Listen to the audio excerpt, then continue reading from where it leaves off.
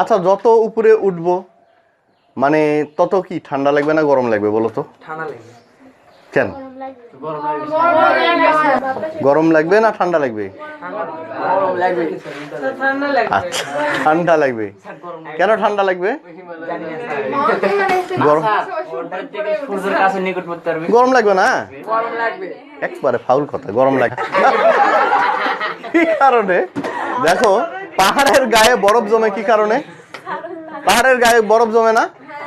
তো পাহাড় যদি গরমই লাগতো তাহলে পাহাড়ের অত উচ্চতায় পাহাড়ে তো বরফ থাকারই কথা নয়, অনেক হিট, ওখানে বরফ কি করে হয়?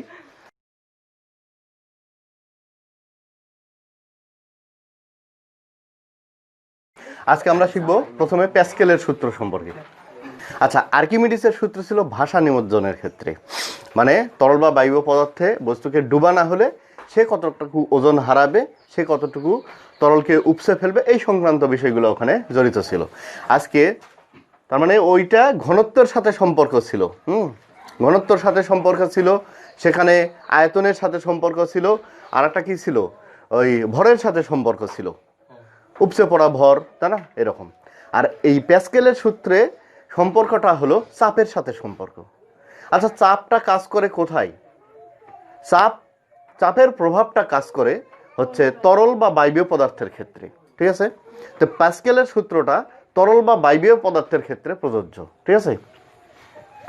আচ্ছা, চাপ সম্পর্কে কি পড়েছিলাম এর আগের দিন? প্রথম দিন চাপ মানে হলো একক ক্ষেত্রফলের উপর, কোনো বস্তুর একক ক্ষেত্রফলের উপর প্রযুক্ত বল।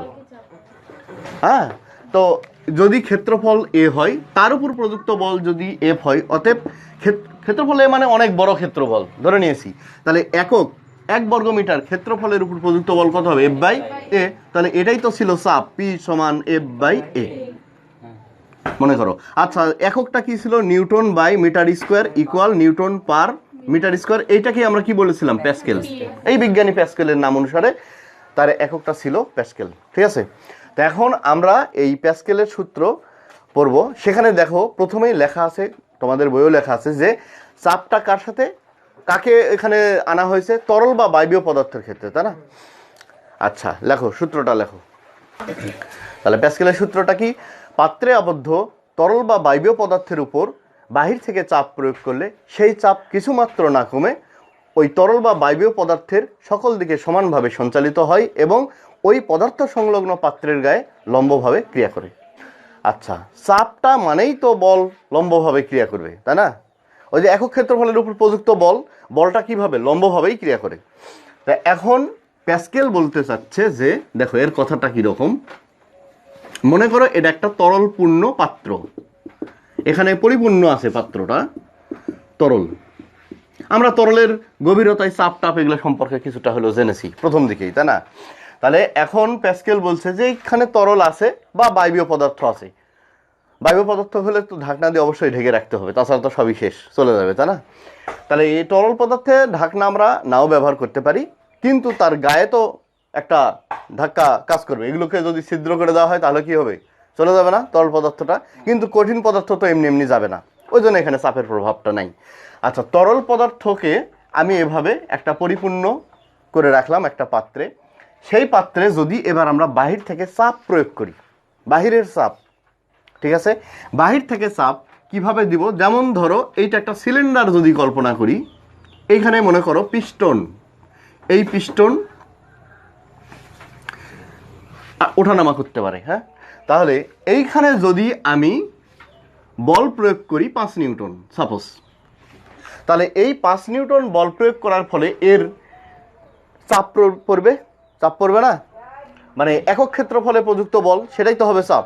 তাহলে এই যে এখানে যতটুকু ক্ষেত্রফল হলো সেই এইটা তরলের যে এই যে সিলিন্ডারের যে প্রস্থচ্ছেদ সেটার উপর তো পড়ছে, তাহলে এই সংলগ্ন যতখানি তরল আছে সেটার ক্ষেত্রফল, উপরের পৃষ্ঠের ক্ষেত্রফলের উপর কি বলটা পড়লো লম্বভাবে, তাহলে ওর কারণে চাপ হবে একক ক্ষেত্রফলে প্রযুক্ত বল। ওই বলটা 1 প্রতি বর্গ মিটারে একক ক্ষেত্রফলে ভাগ হয়ে যাবে। বল দিয়েছি আমি মোট ক্ষেত্রফলের উপর, তাহলে সেই বলটা কি হবে? এক এক এক এক করে ভাগ হয়ে যাবে না, গড়ে পড়বে। তাহলে ওই একক ক্ষেত্রফলে প্রযুক্ত বলের কারণে যে পরিমাণ চাপ হলো, এখন প্যাসকেল বলছে যে এই চাপটা তরলের এই তরলের সব দিকে সমানভাবে সঞ্চালিত হবে, অর্থাৎ এইখানে যেই তরল আছে মানে এই সর্বশেষ পৃষ্ঠে সেটাও এই পাত্রের গায়ে সে পরিমাণ চাপ দিবে, এদিকে যে তরল আছে সেটাও ওই একই চাপ দিবে, এদিকে যে তরল আছে সেগুলো একই পরিমাণ চাপ দিবে, সকল দিকে সমানভাবে সঞ্চালিত হবে ওই চাপটা।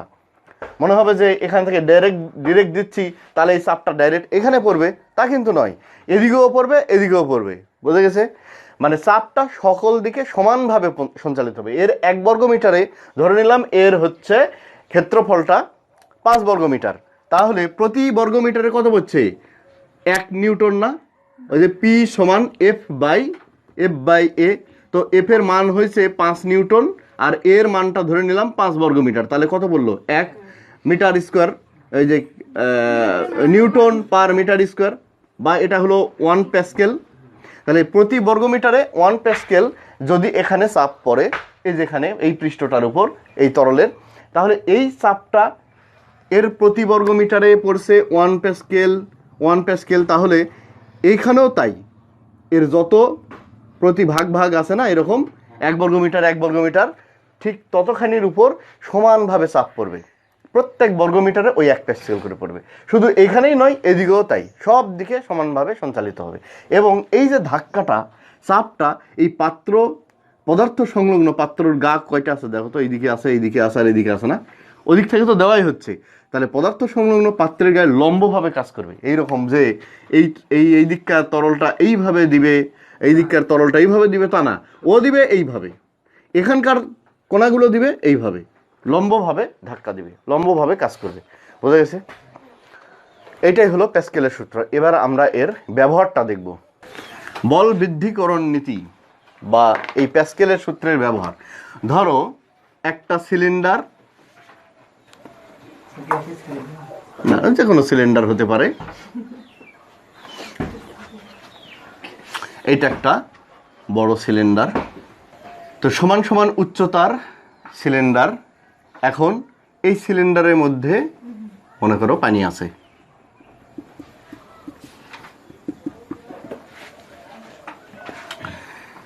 এই সিলিন্ডারের মধ্যেও পানি আছে, সমান সমান উচ্চতা। পানি ঢাললে কি হবে? 2 পাত্রে সমান সমান হয়ে যাবে না? যে কোনো একটাতে ঢাললে উচ্চতা কি সমান হয়ে যাবে। তো এখন এইখানে একটা পিস্টন লাগানো হলো। আচ্ছা, এখন মনে করো এর উপর আমরা কিছু বল দিব, তাহলে কি বলো, এখানে চাপ হবে না? ধরে নিলাম এর পৃষ্ঠের ক্ষেত্রফল হলো 1 বর্গমিটার, মানে এখানে 1 প্যাসকেল চাপ দিতে পারে, বা নাই হলো যেটাই হোক, আমরা এর ক্ষেত্রফলটাকে ধরে নিলাম A1, ঠিক আছে? এর উপর আমরা বল দিলাম F1, এখন এইখানে একটা পিস্টন আমি লাগালাম, বড় পিস্টন এটা।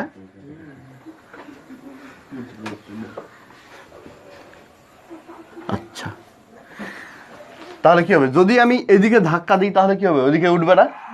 তাহলে এদিকে উঠলে এই দিকে বল লাভ করবে। ধরে নিলাম এই বলটা হলো F2, আর এই যে এই চাকতিটা মানে এইটার ক্ষেত্রফল হলো A2।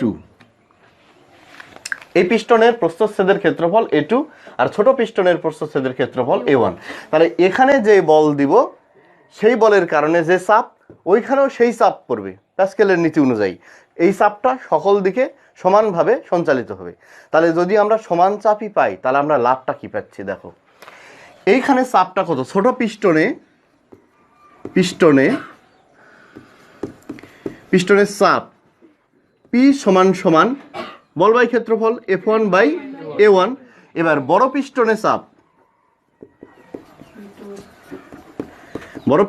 চাপ ওই যে P সমান সমান F2 বাই A2। বলেই দিয়েছে চাপ সমান, প্যাসকেল বলে দিয়েছে তাই না, তার সূত্রে যে চাপ আমরা দিব তরলে, সেই তরলের চাপটা লম্বভাবে ক্রিয়া করবে এবং সেই চাপ সকল দিকে সমানভাবে সঞ্চালিত হবে। তো তরল তো একই আছে তাই না, তাহলে এখানে যেই চাপ দিচ্ছি সেই চাপের কারণে এখানে চাপ পড়ছে তাই না, এদিকে সেই চাপের কারণে ওখানে আমরা বল পাবো। তাহলে এই চাপ দুটা কি সমান না? তাহলে চাপ যদি সমান হয় তাহলে আমরা লিখতে পারি F2 by A2 equal F1 by A1। আচ্ছা, বা F2 তাহলে কি হবে? F2 সমান সমান F1 by A1 into A2 না?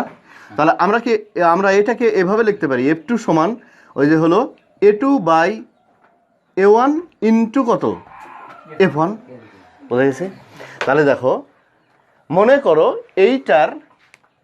এইটাতে ক্ষেত্রফল আমরা দিয়েছি হলো, মনে করো যে এটার ক্ষেত্রফল 1 বর্গ মিটার এবং এটার ক্ষেত্রফল হলো 10 এর 10 গুণ বা ধরে নিলাম 5 গুণ, A2 মানে হলো 5 মিটার স্কোয়ার, ঠিক আছে?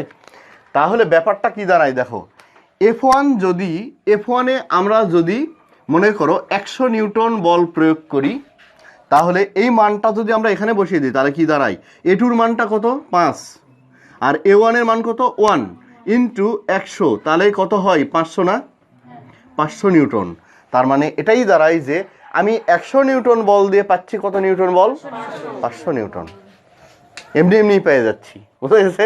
এটাই হলো প্যাসকেলের সূত্রের একটা অ্যাপ্লিকেশন, বল বৃদ্ধিকরণ নীতি, ঠিক আছে? তাহলে আমরা বলটাকে বৃদ্ধি করতে পারি। এবার তোমরা নিশ্চয়ই বলবে যে স্যার তাহলে আমরা তো এখানে যে শক্তি দেব তাহলে শক্তি তো বেশিই পাবো এবার, তাই না? আবার আপনি শিখাইছেন শক্তির সৃষ্টি নাই, ধ্বংস নাই, শক্তিকে শুধুমাত্র এক প্রকার থেকে অন্য প্রকারে রূপান্তর করতে পারি মাত্র। তাহলে যদি আমি এখানে কম শক্তি দেই তাহলে ওখানে বেশি শক্তি পাই, তাহলে এই ব্যাপারটা আমরা অন্য একটা জায়গায় কাজে লাগাবো, তাই না? আসলে কিন্তু শক্তির এখানে চেঞ্জ হবে না। দেখো ওটা আমরা প্র্যাকটিক্যালভাবে এই গাণিতিকভাবে প্রমাণ করব। মানে এখানে শুধুমাত্র আমরা বলটাকে চেঞ্জ করে নিতে পারি। বল আর শক্তির মধ্যে পার্থক্য আছে। বল শক্তি মানে কি কাজ, তো বলটা কখন কাজে রূপান্তর হবে, যখন বল কোনো বস্তুর উপর প্রয়োগ হলে তার স্মরণ ঘটবে, তাহলে স্মরণ আর বলের গুণফল হবে কাজ। তো এখানে এখন মনে হতে পারে দেখো এইখানে যে পরিমাণ স্মরণ হবে, এই যতখানি ডাউন হবে ওইটা ততখানি ডাউন ও আপ নাও হতে পারে, কারণ এখানে তো অনেক বেশি ক্ষেত্রফলটা, তাই না? আমরা ওটা ম্যাথমেটিক্যালি দেখবো। দেখো মানে শক্তি একই পরিমাণ থাকবে, আমি এখানে যে পরিমাণ শক্তি খরচ করব, কাজ করব, ওই কাজটা ওইখানে সমান পরিমাণ থাকবে। কিন্তু আমরা সুবিধাটা কি পাবো, এখানে কাজ করছি সমান পরিমাণ কাজ ওখানে পাবো, কিন্তু এখানে বল প্রয়োগ করছি আমি কম, ওইখানে বল প্রয়োগ করছি বেশি, মানে কাজটা আমার তাড়াতাড়ি হচ্ছে। আমি যদি এই পাটাতনের উপর একটা কাজ করতে পারতাম এরকম, দেখো এখানে আমি কিছু সংকুচিত করব, হ্যাঁ, তুলা গাঁট, তাহলে কি করব, এইভাবে এটাকে বেঁধে দিয়ে তুলা তো আমরা তাহলে কয়েকজন মিলে বল প্রয়োগ করলে কেন ওটা তো গাঁটটা কমতো, তাই না? তাহলে এখানে কি হবে, একজনেই সেটা সম্ভব। এখানে আমি কি করছি, ধীরে ধীরে বল প্রয়োগ করছি 100 নিউটন, এইটা কি হচ্ছে আস্তেই কি করছে, ওটা অনেক বড় বল প্রয়োগ করছে, কিন্তু কাজ করছে একই পরিমাণ। মানে একাই এই 500 নিউটন বল এখানে দিয়ে করা সম্ভব ছিল না, কিন্তু আমি সেই কাজটা 100 নিউটন বল দিয়ে একাই করতে পারছি। অল্প পরিমাণ সরাবো, এখানে আমি বেশি পরিমাণ সরাবো, তাহলে তো হয়ে গেল নাকি? তাহলে দেখো এই সুবিধাটা হলো যে আমরা মানে কাজ করব সমান, কাজটা নির্ভর করবে বল গুণন কি স্মরণ না? তো বলের পরিমাণ আর স্মরণের পরিমাণ চেঞ্জ আমরা করতেই পারি। এই যে হচ্ছে দুইটার গুণফল যদি মনে করো সাপোজ 1000 হয়, সাপোজ মনে করো 12 হয়, তাহলে আমরা যদি বলকে পরিবর্তন করি 3, তাহলে স্মরণ কত হবে 4 না? এবার যদি বলকে আমরা 2 করি তাহলে, বা বলকে আমরা যদি 4 করি তাহলে কত স্মরণ হচ্ছে, মানে আমরা একটা কমালে আর একটা বাড়বে, একটা বাড়ালে আর একটা কমবে, সেই হিসাবে তো আমরা এখানে কম দিচ্ছি, ওইখানে কি বলটা পাচ্ছি বেশি কিন্তু স্মরণ হচ্ছে কম। আমার দরকার ওইটাকে সংকুচিত করা, তাহলে আমি কাজ সমান করব কিন্তু আমি সুবিধাতে করব, মানে আমি বল দেব কম, ওইখানে আমি বল পাবো বেশি, স্মরণ লাগবে আমার অল্প, তাতে সমস্যা নাই।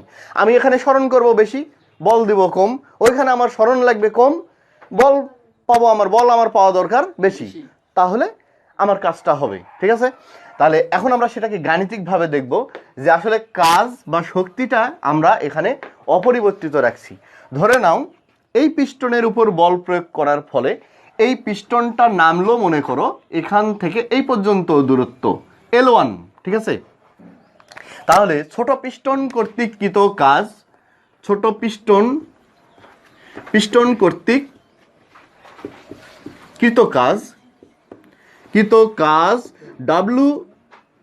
W সমান কত, ধরে নিলাম এটা W1 সমান কত, বল F1 গুণন কত স্মরণ না, তাহলে স্মরণ L1।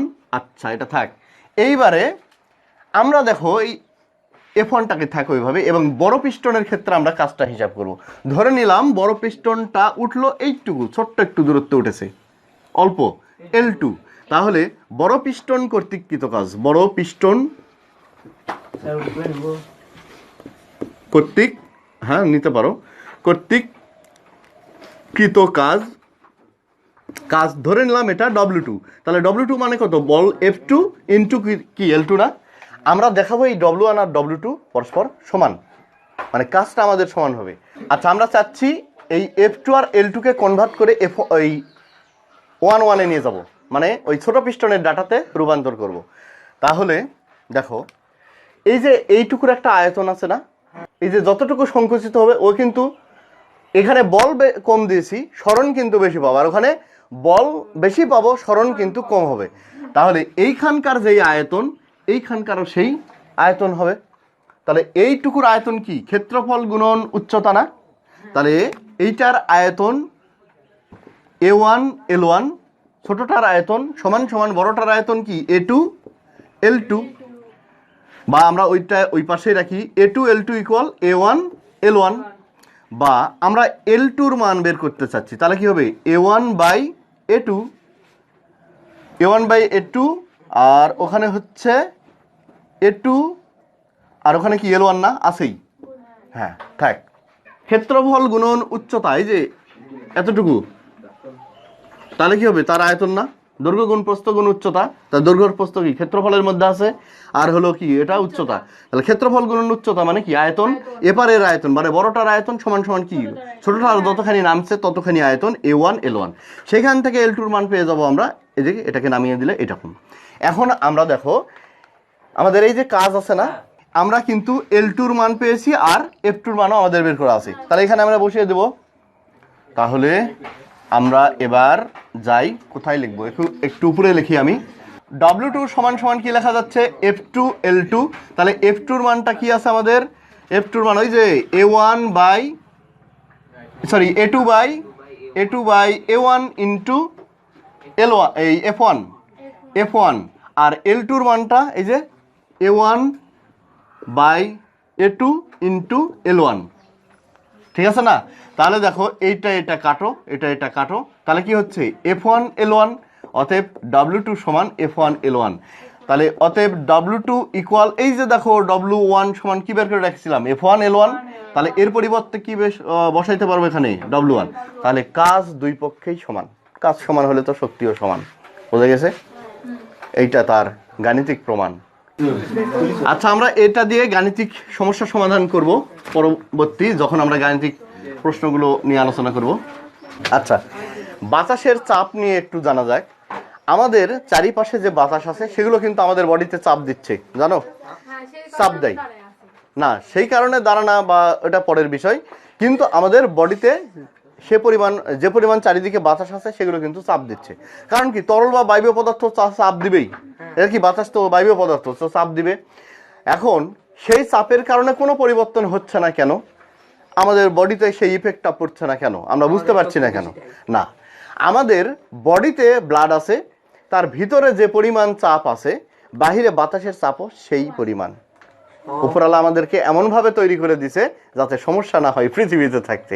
এই কারণে তুমি যখন অন্য গ্রহে বা অন্য জায়গায় কোনো বায়ুশূন্য বা অন্য কোনো স্থানে যাবে, তখন কিন্তু এই যে মহাকাশচারীরা যাচ্ছে না, চাঁদে যাচ্ছে, বিভিন্ন যাচ্ছে, তো ওরা এইরকম একটা সুন্দর মানে কি এই শুট পরে কেন, এই বায়ু নিরোধক শুট পরে কেন তারা?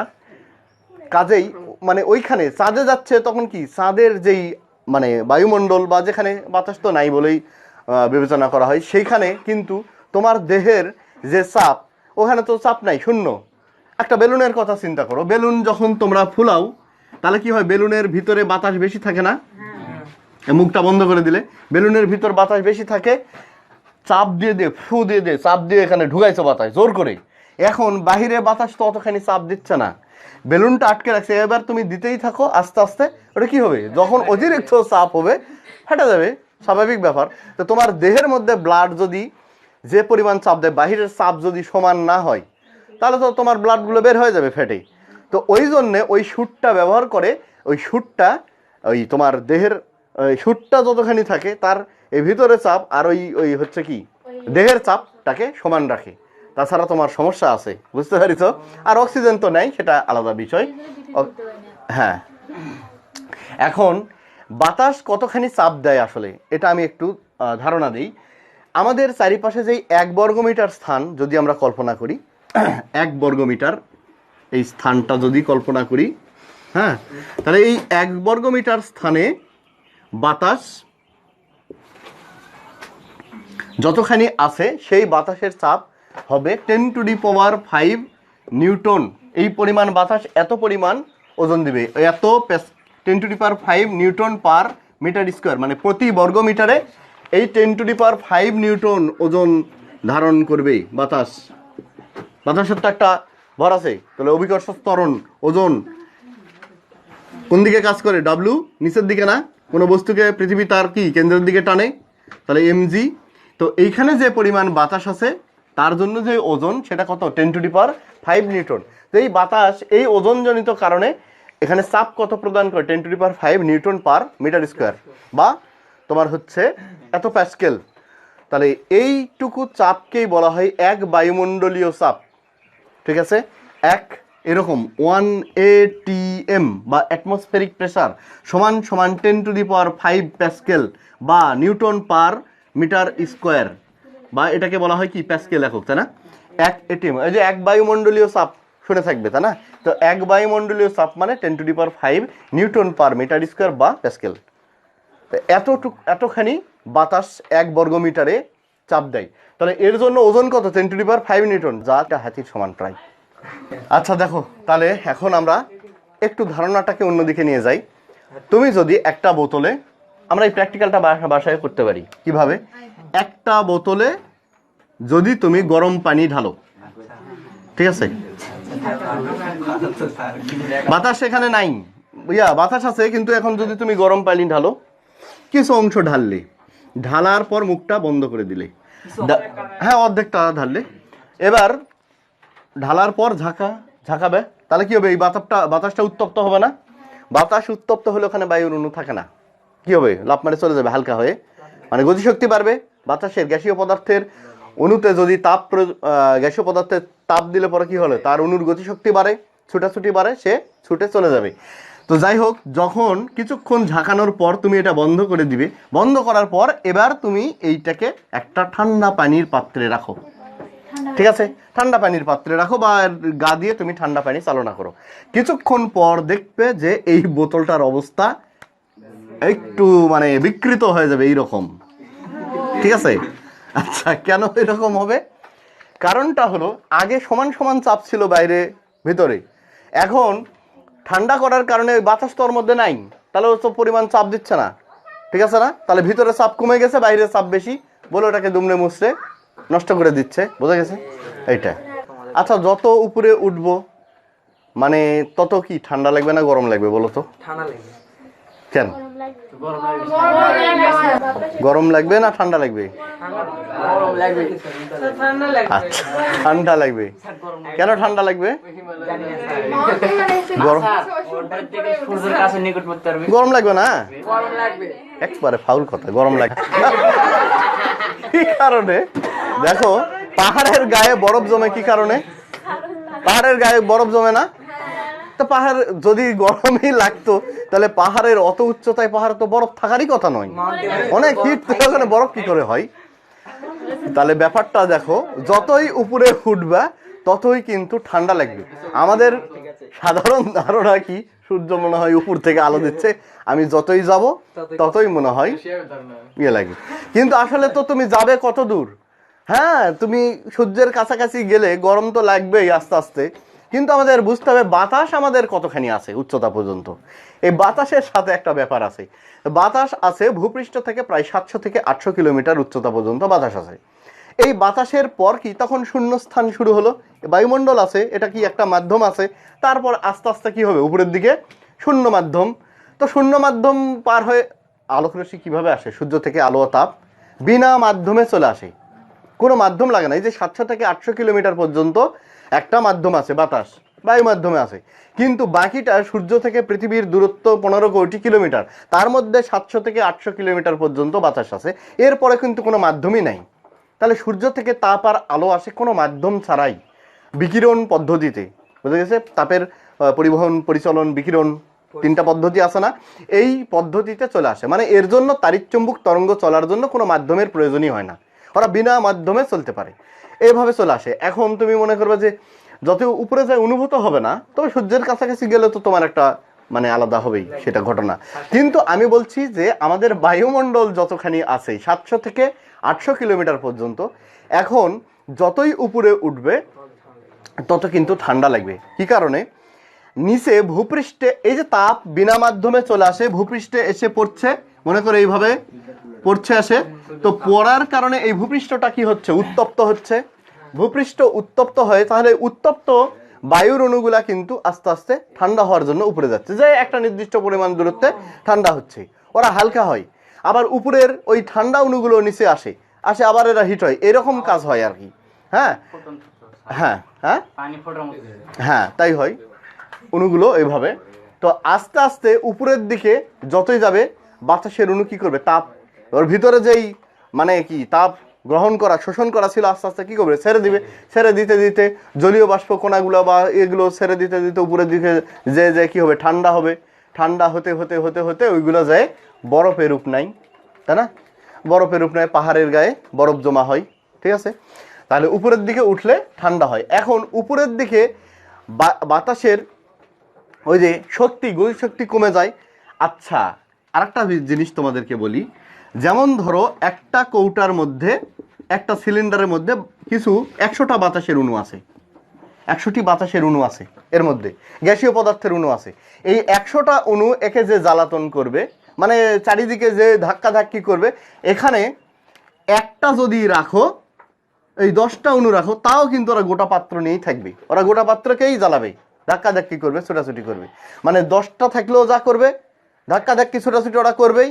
মনে করবে যে বেশি দিলে তার মানে ওই কম আছে, তারা একটু শান্তিতে থাকবে, তা থাকবে না। গ্যাসের অণুগুলো ওই রকমই যে ওরা অনবরত কিন্তু ছোটাছুটি করবেই। তাহলে 100টা দিলে একটু গ্যাঞ্জামটা বাড়বে, কিন্তু প্রত্যেকেই ছোটাছুটি করবে। গ্যাঞ্জামটা বাড়ার কারণে ওই যে ধাক্কাধাক্কি পরস্পরের সাথে বাড়ার কারণে একটু এখানে চাপ বেশি সৃষ্টি হবে, বোঝা গেছে? এরপর যদি তুমি আরো এখানে তাপ দাও, হ্যাঁ, তাপ দিলে ওই অণুগুলোর যেই কাঁপাকাঁপি আছে না, গতিশক্তি, তার কি হবে? এবার তাপ এক প্রকার শক্তি, সেই শক্তিটা ট্রান্সফার হয়ে ওর গতিশক্তিতে রূপান্তর হয়ে যাবে, এক রূপ থেকে অন্য রূপে রূপান্তর হয়। তাহলে এখানে যে তুমি তাপ দিয়ে শক্তি একে দিবে, সেই শক্তিটা ওই অণুগুলো পেয়ে কি করবে? গতিশক্তিতে রূপান্তর হবে। তাহলে এই গতিশক্তির কারণে এখানে চাপও বাড়বে, মানে তাপ বেশি, চাপও বেশি। উল্টাভাবে বলতে পারি, গ্যাসের ক্ষেত্রে চাপও বেশি, তখন কি হবে? তাপও বেশি হবে, যদি আয়তন ফিক্সড থাকে, তাই না? তাহলে যখন অণুগুলা উপরের দিকে উঠতে থাকে, তখন সেখানে কি হয়? চাপটা মানে তাপমাত্রাটা কম। আমি কিভাবে তাপমাত্রা কম হয়ে গেল, তাপ কম হলো সেটা বললাম। এখন কি হবে? তাহলে তাপ কমলে চাপও কমে যায়, বোঝা গেছে? তাহলে চাপ কমলে উপরের দিকে উঠলে, এবার ধারণাটা তুমি এইভাবে নাও, উপরের দিকে যতই উঠবো বাতাসের বায়ু মাধ্যমে, ততই উপরের দিকে কি হবে? চাপটা কম হবে, বোঝা গেছে? এই কারণে পাহাড় পর্বতের গায়ে রান্না করাটা দুরূহ, কারণ ওখানে 70 ডিগ্রি সেলসিয়াসে পানি ফোটে।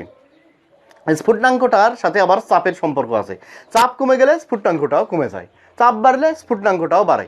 তো ওইখানে তোমার হচ্ছে ওই যে আমরা যেমন প্রেসার কুকারে রান্না করি না, প্রেসার কুকারে চাপ বেশি থাকে বলে তরল তাড়াতাড়ি ফোটে। মানে প্রেসার কুকারে তাড়াতাড়ি ভাতটা হয় কেন? আমরা নর্মালি 100 ডিগ্রিতে পানি ফুটাই, চাল ফুটাই, তাহলে সেইখানে প্রেসার কুকারে চাপ দিয়ে ওটাকে আটকানোর কারণে চাপ দিচ্ছে বেশি, বেশি তাপমাত্রায় ফোটে। বেশি তাপমাত্রায় ফুটালে সুবিধা কি? চালটা সিদ্ধ হবে তাড়াতাড়ি, বোঝা গেছে? আর কম তাপমাত্রায় ফুটলে দেরি হবে, ওকে মানে কি সিদ্ধ করতে দেরি হবে। তাহলে বেশি তাপমাত্রায় ফুটালে আমরা তাড়াতাড়ি সিদ্ধ করতে পারছি, এই জন্য প্রেসার কুকারে চাপ দেওয়া হয়। একটা নির্দিষ্ট সময় পর পর চাপ বের হয়ে যায় না, অতিরিক্ত চাপ হলে, তাহলে চাপ বেশি কারণে ওটা তাড়াতাড়ি সিদ্ধ হয়। এখন পাহাড় পর্বতের গায়ে চাপ কম, বোঝা গেছে? তাহলে চাপ কমের কারণে ওইখানে পানি কি কম তাপমাত্রায় ফুটবে, চাপও কম, স্ফুটনাঙ্কও কম।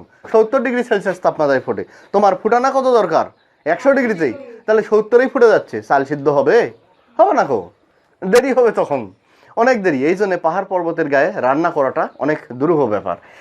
আচ্ছা, তারপরে বাতাসের চাপ উপরের দিকে কম হওয়ার কারণে আসতেই কি হয়, এই যে যখন প্লেন, যাত্রীবাহী প্লেনটা অনেক উঁচু দিয়ে উড়ানো হয়, মানে নিচু বরাবর যায় না কেন, অনেক উঁচু দিয়ে যায় কেন, তাই না? এর কারণটা হলো উপরে ঘর্ষণটা কম হয়। প্লেনের যেই ইঞ্জিন, একদিন প্লেন সম্পর্কে বলেছি তোমাদের, প্লেনের যেই ইঞ্জিন আছে, পাখাতে কি আছে, তার মেশিন আছে, ইঞ্জিন, ওইখানে অক্সিজেনের প্রয়োজন হয় দহন ক্রিয়ার জন্য। বাতাস ঢোকে, সেই বাতাসটাকে দহন ক্রিয়ার করানোর জন্য অক্সিজেনের প্রয়োজন হয়। তাহলে তোমার হচ্ছে এখানে দুইটা বিষয় কাজ করানো হয়। তো অনেক উঁচু দিয়ে নিয়ে যাওয়ার হয় কেন? অনেক উঁচু দিয়ে নিয়ে যাওয়ার হয় বাতাস যাতে পাখাতে বেশি পরিমাণ ঘর্ষণ না দেয়। ঘর্ষণ দিলে পরে বেশি তাপ সৃষ্টি হবে, সমস্যা আছে। আর আবার তাহলে চিন্তা করবে যে আরও অনেক উঁচু দিয়ে নিয়ে যাবো, 700 কিলোমিটার যে বাতাস আছে তারও অনেক উপর দিয়ে নিয়ে যাবো, তাহলে তো ঘর্ষণই থাকবে না, বাতাস নাই। কিন্তু ওইখানে গেলে আবার অক্সিজেন পাবে না, অক্সিজেন না হলে দহন ক্রিয়া হবে না। তাহলে অনেক যদি উঁচু দিয়ে একবারে 700 বাতাস পার হয়ে যদি যেতে পারতো শূন্যস্থান দিয়ে, তাহলে তো ঘর্ষণ এড়িয়ে এসে যেতে পারতো, তাহলে তো যাবে না। আবার বাতাসও তার পাখাকে চাপ দিবে, সেটারও একটা প্রয়োজন আছে।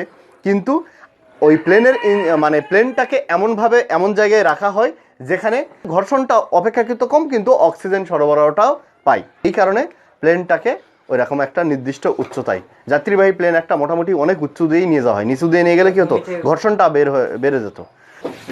টরিসিলির পরীক্ষাটা আমরা পরের দিন পড়বো, ঠিক আছে? তো প্রিয় শিক্ষার্থীরা, সবার সুস্বাস্থ্য ও মঙ্গল কামনা করে আজকের মতো এখানেই শেষ করছি। ধন্যবাদ সবাইকে।